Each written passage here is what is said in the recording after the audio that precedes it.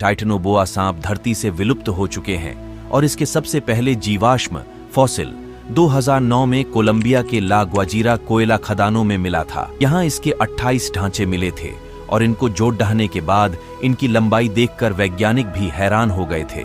Titanoboa सांप का अस्तित्व धरती पर 60 लाख साल पहले था, यानी कि ये डायनासोर के खत्म होने के 10 लाख साल बाद धरती पर पाए जाते थे।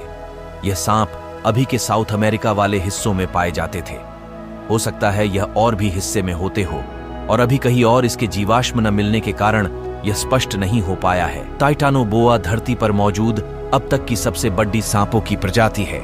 यह आज के समय में मौजूद सबसे बड़े सांप एनाकोंडा से लंबाई में लगभग 2 गुने और वजन में 4 गुना होते थे।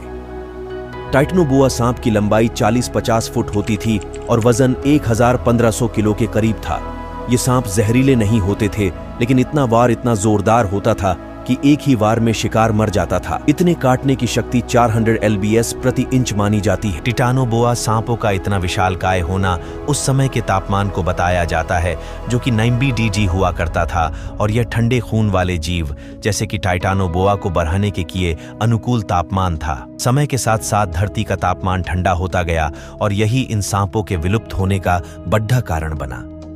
टाइटानोबोआ पूरी तरह से मांसाहारी होते। टाइटानोबोआ आजकल के बड़े सांपों जैसे कि एनाकोंडा और पाइथन की तरह शिकार को लपेटकर उसका दम घोंट कर नहीं मारता था, बल्कि शिकार को लपेटकर एक जोरदार वार करता था और शिकार तुरंत मर जाता था। टाइटानोबोआ चाहे कितना भी बड़ा हो, लेकिन यह बहुत ही कम खाना खाते थे। उस समय के सबसे बड़े एक मगरमच्छ को खाने के बाद यह लगभग साल भर कुछ भी नहीं खाते थे। टाइटानोबोआ मगरमच्छों के साथ साथ दूसरे सांपों जैसे कि कोबरा व अजगर जैसे सांपों को भी खा जाता था, जिससे कि आप इसकी ताकत व आकार का अंदाजा लगा सकते हैं। अपने बड़े आकार के कारण यह आजकल के सांप एनाकोंडा की तरह की अधिक समय पानी में रहना पसंद करते थे। शायद ये भी कारण हो सकता है कि इनके अधिक जीवाश्म नहीं मिले।